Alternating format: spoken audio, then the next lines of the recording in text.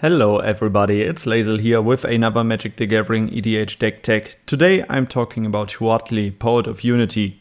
She is a 3 mana 2/3 and when she enters the battlefield we search our library for a basic land card, reveal it, put it into our hand and then reshuffle. She also has an activated ability, so for 5 mana we can exile her and return her to the battlefield transformed under her owner's control, but we can only do it as a sorcery. Her transformed side is Roar of the Fifth People. On chapter 1 we create 2 3/3 green dinosaur creature tokens. On the second chapter, Roar of the Fifth People gains creatures you control at red, green or white. On the third chapter we can search our library for a dinosaur card, reveal it, put it into our hand and then reshuffle. And on the fourth chapter we get dinosaurs we control, gain double strike and trample until end of turn. Remember that this isn't one of those sagas that flips back and brings Huatli back to the battlefield. This will be a saga that will then immediately sacrifice itself, but we are totally fine with that because we will profit a lot for a few turns. Our win con is straightforward, playing the best dinosaur cards we can in Naya colors. For example, Ancient Imperiosaur, a 7 mana 6/6 Convoke, Trample and Ward 2, and Ancient Imperiosaur enters the battlefield with 2 +1/+1 counters on it for each creature that convoked it.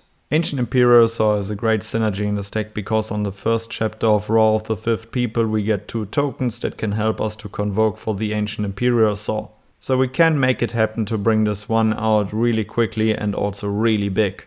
Dinosaur on a Spaceship, a 6 mana 7/7 Vigilance Trample, and other dinosaurs you control get +1/+1 and have Vigilance and Trample, so we already get a nice Anthem effect. We can also suspend it for 5 mana for 4 turns, and whenever a time counter is removed from dinosaurs on a spaceship while it is exiled, create a 2/2 red and white dinosaur creature token with flying and haste. What I like about this card is that there's so much synergy with Roar of the Fifth People. We get to create tokens that can help us to generate a lot of mana on the second chapter, and all of those flying red-white dinosaur creature tokens will also gain double strike and trample on the fourth chapter. Quartzwood Crasher, a 5 mana 6/6 trample, and whenever one or more creatures you control with trample deal combat damage to a player, create an XX green dinosaur beast creature token with trample, where X is the amount of damage those creatures dealt to that player. Just with those 2 cards themselves we have great win cons in our deck, and we also get a lot of token generation for the second chapter of Roar of the Fifth People.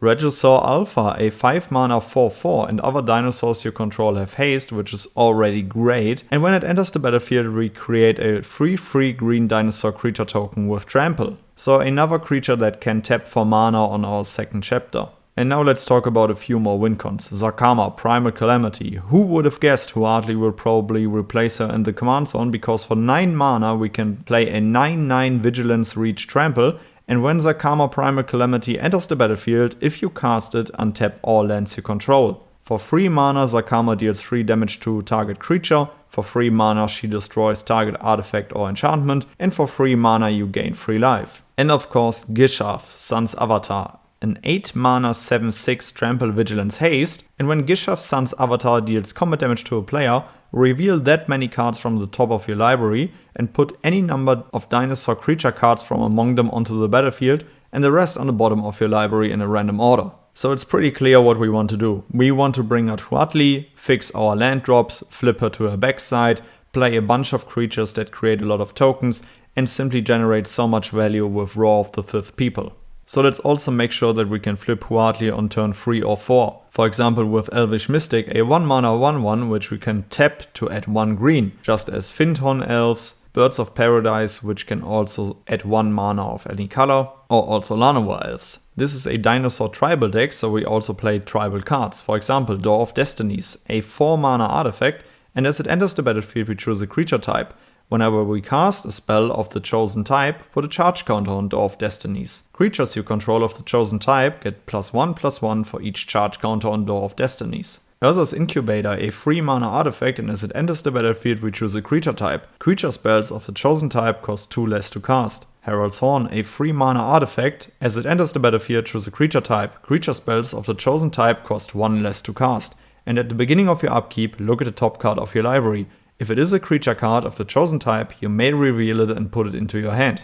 Vanquisher's Banner, a 5 mana artifact. As it enters the battlefield, choose a creature type. Creatures you control of the chosen type get +1/+1, and whenever you cast a creature spell of the chosen type, draw a card. Rally the Ranks, a 2 mana enchantment, and as it enters the battlefield, choose a creature type. Creatures you control of the chosen type get +1/+1. And one of my favorites, Molten Echoes, a 4 mana enchantment, and as it enters the battlefield, choose a creature type. Whenever a non-token creature of the chosen type enters the battlefield under your control, create a token that's a copy of that creature. That token gains haste. Exile it at the beginning of the next end step. Talking about haste, let's make sure that we surprise our opponents out of nowhere. Further, a 3 mana enchantment. Creatures you control have haste. Perforus, Bronze Blooded, a 5 mana 7/6 indestructible.